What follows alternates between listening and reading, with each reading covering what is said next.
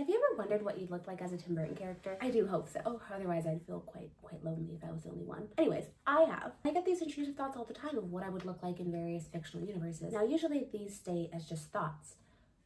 But this time, I think that it kind of got a bit past the thought stage. I became inspired reading this book, Designing Worlds by Tim Burton. It goes into his creative process and how he creates worlds and characters. There's also a number of concept sketches and concept art for his characters, which I drew inspiration from. So I guess the title of this video is kind of misleading. It's less me making myself into a specific Tim Burton character and more me creating an original character and inserting it into his universe. Tim Burton is actually my favorite director, and I think that's because a lot of literary competitions and things of that nature, they're not really interested in genre writing. Genre writing in general is seen as quite lowbrow content. And so I think seeing how many people connected with his world and his imagination was inspiring to me. My first idea was to create this kind of Edward Scissorhands-esque character who had some sort of physical deformity, but then I was on my way to a friend's house listening to Portals Deluxe by Melanie Martinez, and inspiration struck. What if I was a mythical being who preyed on men with commitment issues, who appeared before their wedding day, and if they fell for a trap and kissed her, then she would drag them into the fiery pits of hell. And then I thought that I was actually kind of weird because, like, why was that my second idea? But then I remembered that Klay Thompson recently cheated on Megan Thee Stallion, and I was like, oh, okay, I understand where this is coming from. My character's name is Lilith, and like I said, she goes around tempting men close to their wedding day. If they refuse her, then she disappears. But if she successfully tempts them and they kiss her, then she devours them. Actually, I haven't decided if I want her to devour them or if I want her to take their soul. I feel like taking souls is like way more demure and elegant. I don't know, it's a work in progress. As she devours them, she fuses with them so they can't pull away, thereby saving the wife from a life with a man who never truly intended to love her the way that she deserves. I was originally gonna make it so that if they refuse her, then she blesses them with good fortune, but I think that not cheating on your wife hours before the wedding is the bare minimum. Like I mentioned before, I was listening to Portals by Melanie Martinez, deluxe version, because on the deluxe version at the very bottom is the song called Milk of the Siren, which I still cannot believe is not on the original album because it is such a good song. And my character Lilith is heavily inspired by it. I would say that Lilith is a product of female rage, a character that exists to protect women, even though it doesn't seem like it in the first place. I would say she's kind of a chaotic good / neutral force. She's also partially inspired by the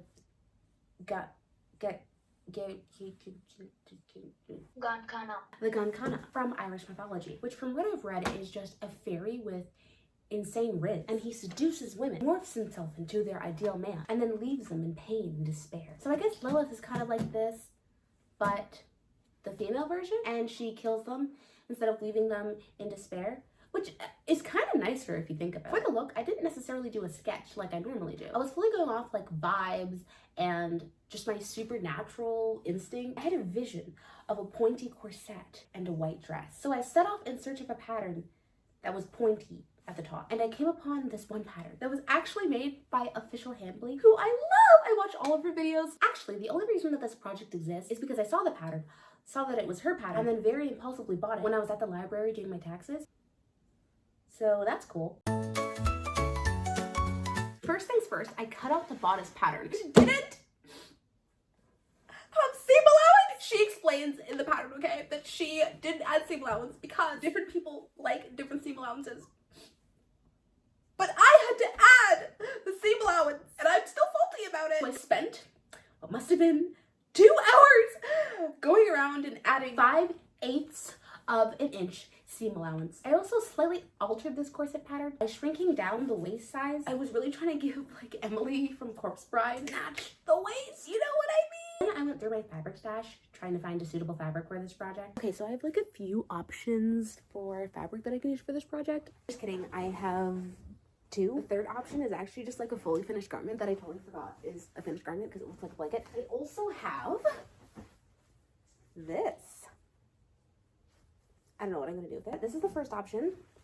It's like a nice like white sheet. And this is the second option, bit of a crisper other white sheet. But here's the thing with me, okay? I'm very like meticulous in how I choose my fabrics. And I just feel like these are different colors. Okay, in reality, I actually can't make the dress out of this because there's only about 1 meter of fabric here. So like this is the only option. But somehow I feel like this isn't going to be enough. I want a long train, and I also am planning to like wear heels for this project and like stand on a stool when I'm photographing it. So like I want to look tall, like that one lady from that one video game that I'm forgetting the name of. I don't think this is going to be enough for a longer dress, so I think I'm going to go out and get another bed sheet. I'll take a swatch from this so that it's like a similar texture and color. By the way, I realize it's called a pair of scissors, but I always have the instinct to call it a scissor because it's like one singular thing, but apparently it's called a pair of scissors because like you used to be able to like get like one scissor, but like my thing is, isn't one scissor just a knife? And like the thing is, right, it's like how to use a singular scissor. So why is it called? We need to update our language. You see this swatch that I just cut? Keep it in your minds, because that's what I had to do, because I forgot the swatch. I forgot the swatch. The entire point of cutting the swatch so that I would have it to use as reference when I got a new blanket, but I forgot it. So I just had to go on vibes and like my supernatural instinct again. Also, while I was there, I did promise myself that I would only get the blanket, but like so when I go to thrift stores, I just have like this, like there's this voice that like calls me to the shoe section, and like I very like unintentionally went over and like bought these shoes, which are really cute, and it's just not my fault because like there's like a supernatural force and like that's not really something I can fight against. I'm normally pretty stingy, but I decided to finally invest in something, and that is an ironing board. I was kind of going back and forth with this for a long time because it's also not something that I can easily carry home with me. I'm just realizing that in some instances it's okay to invest in yourself. I have been cutting on the ground for like the past 3 years and it has been wreaking havoc on my back. So I decided, you know what, let me treat myself. I'm gonna get this ironing board so I don't have to do that anymore. And I'm going to take an Uber home to treat myself. And then I realized that Ubers are double the price when you try to get an XL. So I very much noped out of that situation and just took the bus home. Look at her, isn't she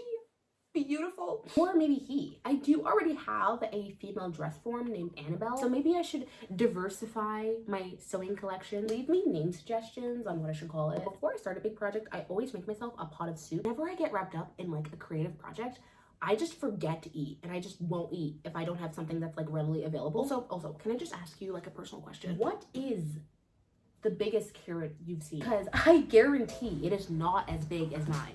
Like literally, where do they even get these from? It's just labeled carrot. It's not like a special type of carrot either. It's just a carrot. Wait, alternative method for her to kill men. Carrot. Here are the measurements if anyone cares, but I don't imagine that anyone does. And now it's time to not start because like why would I do that? I actually did have something that was very urgent. Basically, one of my friends just moved into his apartment, so I had to make him a housewarming gift. I'm probably going to be seeing him within like the next like 2 months, so I had to make sure that it was ready. The thing with this is he's an artist and a very good one at that, so I was like under a lot of pressure to make it look good. I make handmade gifts all the time, but this is different. I am making a gift for a person who will know if I screw up. So that was kind of like a lot of pressure. I feel like most of the time when I make stuff for people, there's not as much pressure because like they're not trained to see mistakes. Since he's an artist, I feel like he's gonna be like, I do sigh.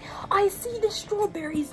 The strawberries a bit too far to fry. Very nice, but you've made a mistake here. I can see. There is always a gap between me getting the materials ready for a project and actually starting the project because I just feel like I have to go through like several stages, you know? I have to become mentally prepared to work on a project for multiple days. It's a way to work through my anxiety. I've been dilly-dallying far too much because I thought that tomorrow I had scheduled another sewing day, but I hadn't. Tomorrow I have the final touches scheduled. Like I'm supposed to have the dress mostly done today. And then the day after on Thursday, the 14th, I'm supposed to have the photo shoot. I made a video a few years ago about procrastination. And in that video, I said to not under any circumstances overpack your schedule, and then inevitably be disappointed when you can't get everything done on your impossible to-do list. And I really considered taking my own advice, but I didn't. Because as a wise girl once said, I give myself very good advice, but I very seldom follow it. So then I actually got started drafting the pattern. Since pattern making is boring and I don't really know what I'm doing, then I'm gonna tell you about this one time that I almost got kidnapped because I accepted a ride from someone. Actually, never mind. I thought I had way more footage of this pattern making process, so I guess that'll just be a story for another video. Guys, I just found a bone in my boneless, skinless chicken thighs package. Should I sue or...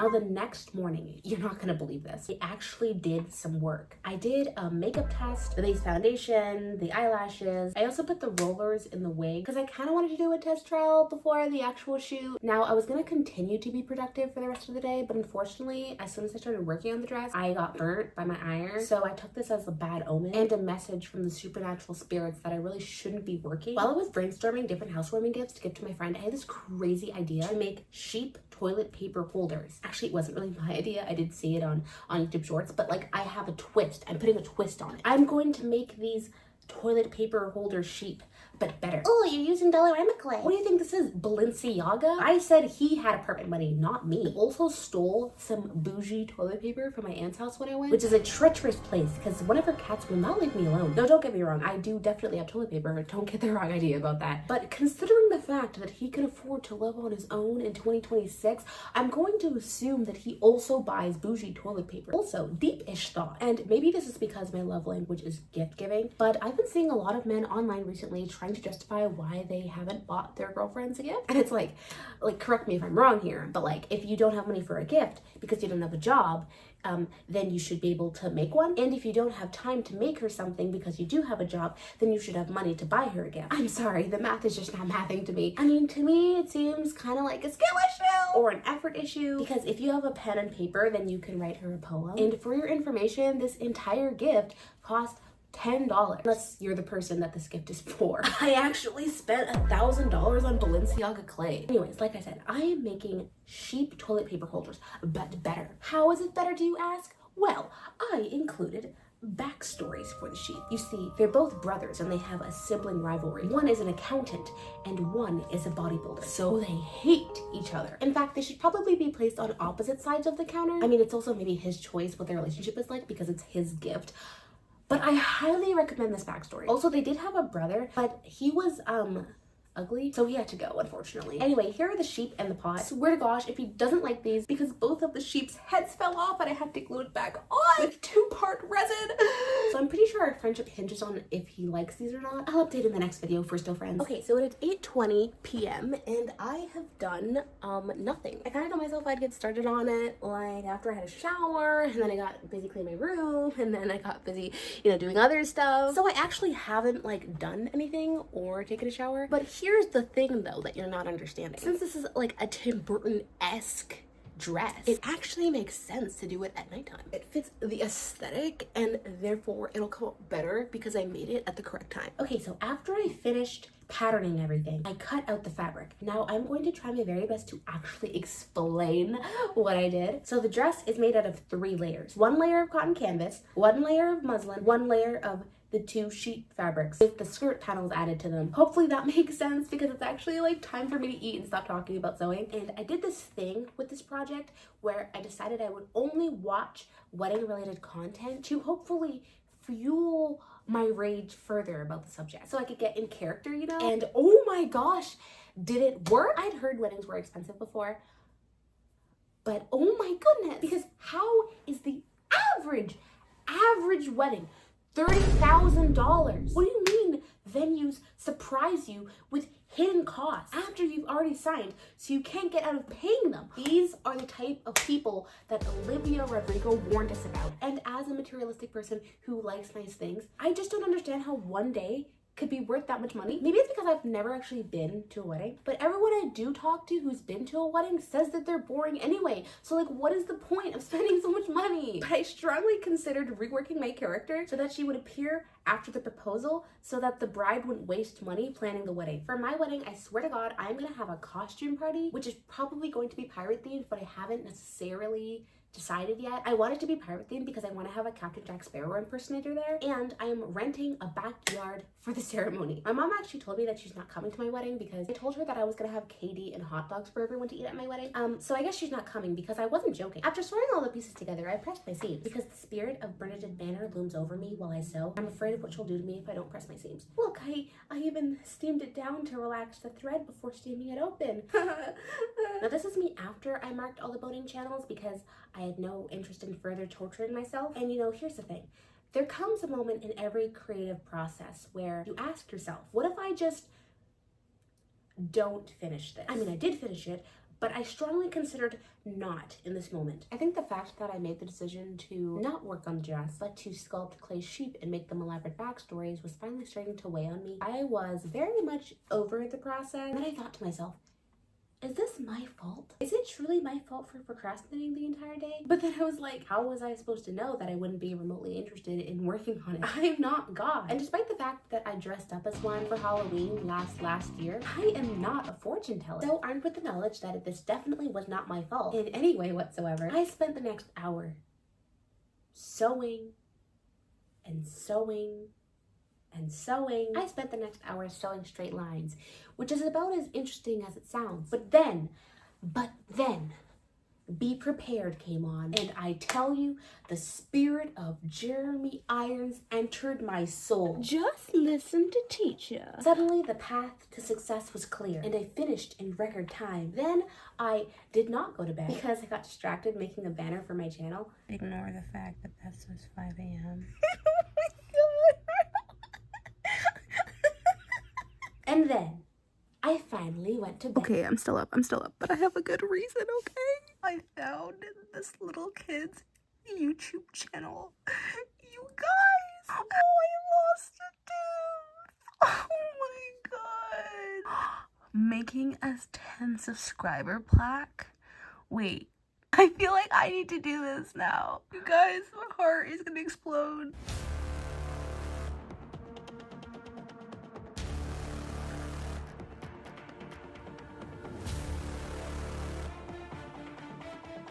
I just saw a house centipede. I just saw a house centipede in my room. Now listen, okay? I was a weird kid. I liked bugs and stuff. I liked making rafts for ants. I liked playing with worms. I even like spiders. But I have my limits. The one bug I never messed with was a house centipede. I hate house centipedes. I'm sorry.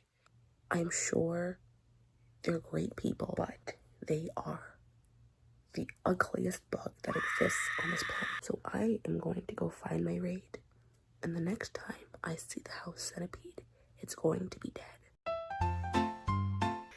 If it's in my bed, I am going to kill someone. Crazy how a near-death experience inspires you to get up and start the day. Seeing as my room was now a hazardous area and my sewing machine was in said hazardous area, I decided to work on something else but still be productive. And so I worked on my wig.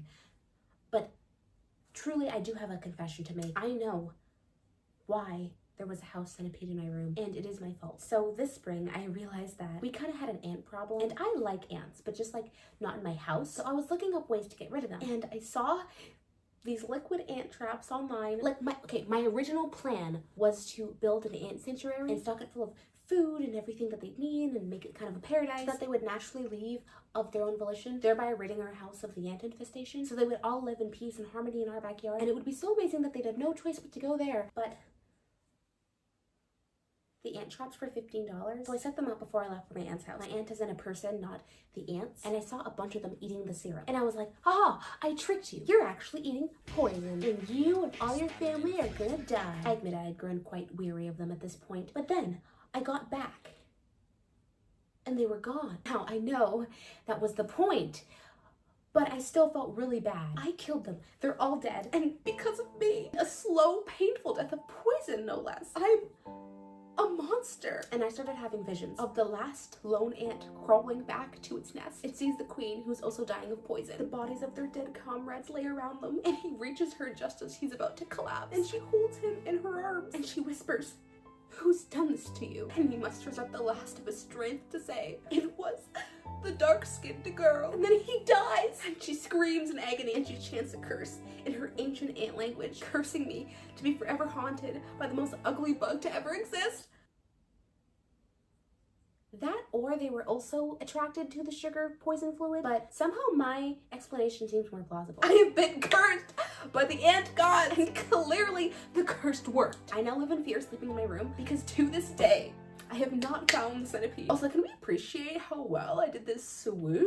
I really ate with that, I'm not gonna lie. Now, all I had left to do sewing-wise was to attach the dress to the corset and the eyelets and hem the dress. I pinned them together, pretty sides facing each other, sewed it along the top with a 1/4-inch seam allowance, and then ironed my seams and nailed in the eyelets, half of them backwards. Give me a break, okay? I was in a life or death situation. Okay, it's kind of the moment of truth. Laced up, so now I just have to tighten. Oh my god. Oh my god! The waist is snatched. I see the full drama of the full skirt and the snatched waist, which I still cannot get over. Okay, I absolutely have to pose sitting down for the photo shoot because the waist sitting down. Now I could have stopped here, but remember when I said that this dress was inspired by the mushroom dress? Wait, did I say that? So this dress was partially inspired by this here mushroom dress made by this here person. Now obviously the top of this dress is just fabulous and I will most likely be revisiting this design at a later date, but what took me was the bottom of the dress. She did this pin tuck detailing to make it look like the fungus was eating up the dress, and I loved this detail. I thought this detail was very Tim Burton-esque. In fact, a lot of his concept sketches have these kind of jagged lines, so I was seriously considering adding this detail. Now you may be thinking, why don't you just add them? But here's the thing. I am lazy, and adding these would take a very long time. In fact, if it wasn't for the fact that I am also partially dumb and forgot to order the backdrop in time, therefore I had to push the shoot day to the next day, which caused me to have extra time, I probably wouldn't have even added this detail. But I did forget to order the backdrop, and I did have extra time, so I am incredibly tempted to just leave it there, but I know that I want to do this design on the bottom. I'm gonna pin it and see if I like it. The dress form just cannot compete with me. We're not the same. They not like us. They not like us. You're not like me. Okay, I am going to start at the back so that if I don't like the design, then it's not very obvious that there's a bunch of pin marks everywhere. Okay, so unfortunately,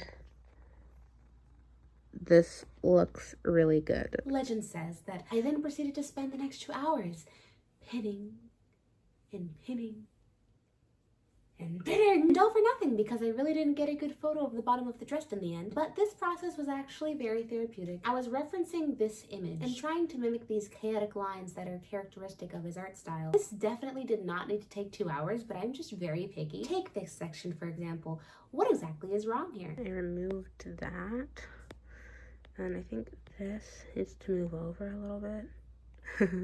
Okay, so that literally just took me like 2 hours. Just pinning it took me 2 hours, so I can't imagine how long it's gonna take me to sew it. I'm gonna be stabbed so many times. Ow. I then proceeded to spend the next 2 hours sewing and sewing and sewing. More straight lines. Yay!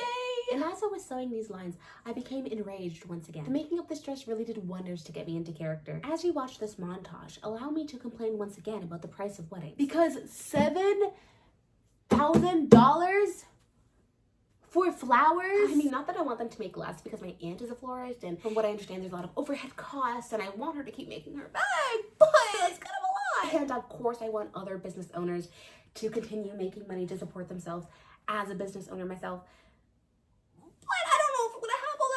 And like, I totally understand charging well for your services if you are good at those services, but some people are straight scamming. Actually, in my first year at uni, I almost dropped out to become a DJ because I was on my school's residence council, which I won an award for. So I helped plan the final year form, where I also won Best Dress. Just saying. The theme was Old Hollywood. But anyway, the DJ was horrible, and we had spent $1,500 on this guy for 3 hours, and I am still salty because, okay, to give you an idea of how bad he was, he transitioned in the middle of Fiend. There exists 6 videos of me partying and dancing, and half of them are to Fiend. Fiend, the certified hood classic, the best party song ever made. The song that made the news because it was such a banger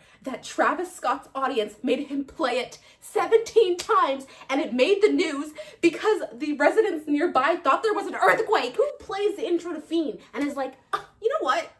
Let me transition in the middle of the song. Let me not play this banger in full. Genuinely, the only time you should be skipping Fiend or transitioning from it is to play it again. Can you tell I'm still upset about it? Anyway, now the dress was kind of done. I did still have to hem it, but there are certain things that I can barely do without losing my sanity. And I fear adding filming to that would tip me over the edge. But once I eventually finished the dress, I had to wait because, like I said, I didn't order the backdrop in time, so I had nothing to do until it arrived. The way that I accidentally just scared the crap out of myself. So I'm editing, and I literally just thought it was possessed because I accidentally clicked on this clip.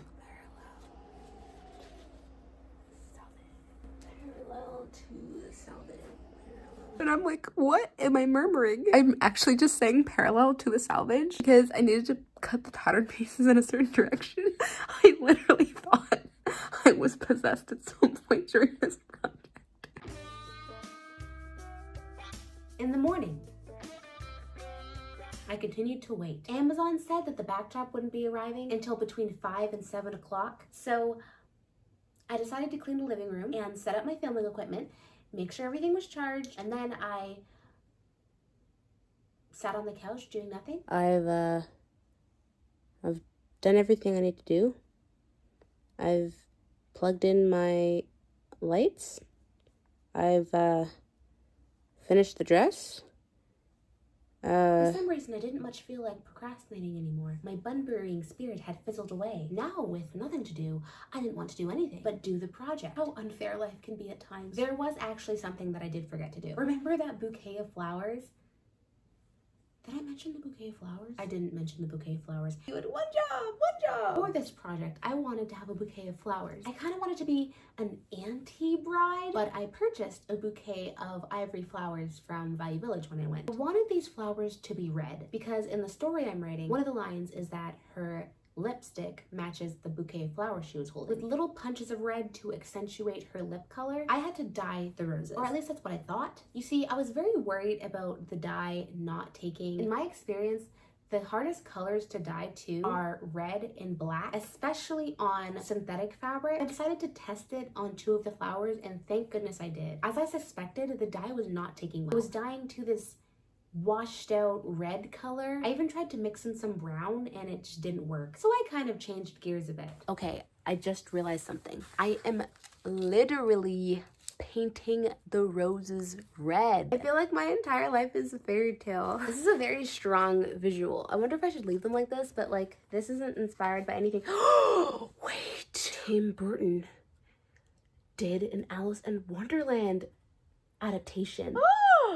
It's all connected. I didn't do that on purpose. I started by painting each leaf with a paintbrush. I eventually resorted to dunking them in the paint. If you are going to try this, I recommend watering down the paint because these took forever to dry. Okay, the backdrop has arrived. For the backdrop, I wanted to incorporate these chaotic lines again. Okay, so the design, I'm really scared of messing it up.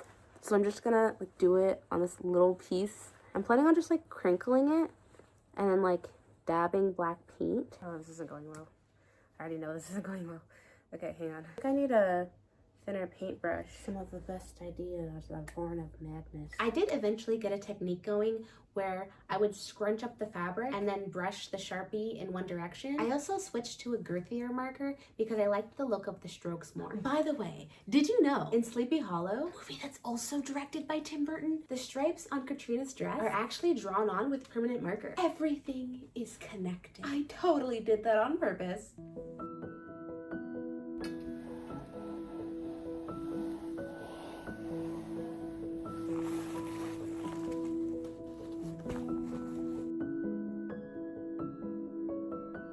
As everything started coming together, I began to get a bit emotional. I put up the backdrop, I put on my makeup, and like, I wanted to cry. I think it was the moment that I looked in the mirror and I just saw the finished piece. I get this surge of pride. It is the best feeling I know. I look at the finished dress or creation that I've made and just think, wow, I made that. All the annoyance that I had around the more arduous parts of the process just dissipates, and I'm left feeling this sense of completion that I really can't get from anything else. Not to get too deep here, but in that moment, I realized that I had been neglecting a huge part of myself. I didn't even realize it, but for the past few years, I have only really been creating for an event, my school's magazine, the FLS fashion show. I was getting really sad and I couldn't figure out why. I realized I had forgotten in my artwork myself. I forgot that I am reason enough to create. I love to create and share my art with others. That's what brings me the most joy in life. And this project restored that part of me. I'm kind of like contemplating my entire life right now. I can see myself in the mirror. It's so weird. Oh my god.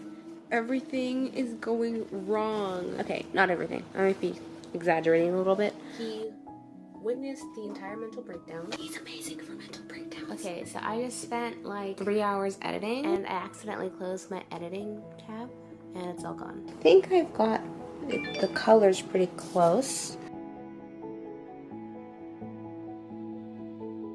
Oh, I'm just going to tilt it up just a smidge, just a smidge. Your feather's in there all the way, right? Okay.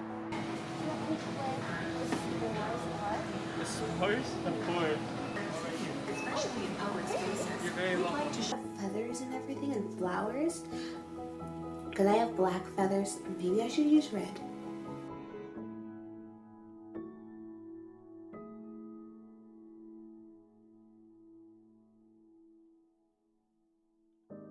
Now, that being said, there are some things that I would change. I think a sign of any good artist is to be able to critique their work. The first thing is that it took me a while to get the color palette right in editing, and I honestly don't think that I really nailed the Tim Burton aesthetic. I wish I had put more lines on the backdrop, especially around the center, because I feel like the white on white really washed out my waist and I didn't get the dramatic silhouette that I wanted. You can still see it, but it's not as visible as I would have liked. And the third thing is just some things about the dress's construction. The top of the bodice is not as flat as I would have liked it to be. I definitely want to experiment with this pattern more and see if I can get the fabric to lay smoother. There are always going to be things to improve, but overall I am very happy with this project. I gave it a solid 8.5 out of 10.